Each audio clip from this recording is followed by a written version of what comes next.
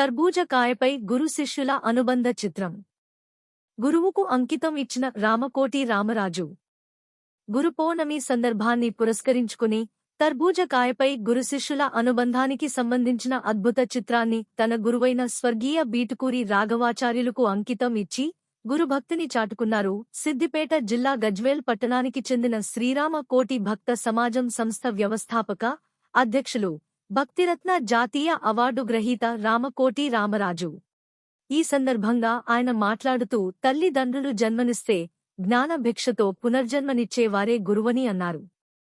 గత 30 సంవత్సరాల క్రితం భక్తుల కోసం మా గురుదేవుల ఆశీస్సులతో స్థాపించినదే శ్రీరామ కోటి భక్త సమాజం ధార్మిక సేవా సంస్థ అని అన్నారు. ఇప్పటికీ 600 కోట్ల లిఖిత రామనామాలను తెలంగాణ, ఆంధ్రప్రదేశ్ రాష్ట్రాలతో పాటు అమెరికాలో స్థిరపడిన వారితో కూడా లక్షల మంది రామ భక్తులచే లిఖింపజేసి ప్రస్తుతానికి 1000 కోట్లకు చేరగలిగామని అన్నారు. దీనికంతటికీ గురుదేవుల ఆశీస్సులే కారణమని రామరాజు అన్నారు.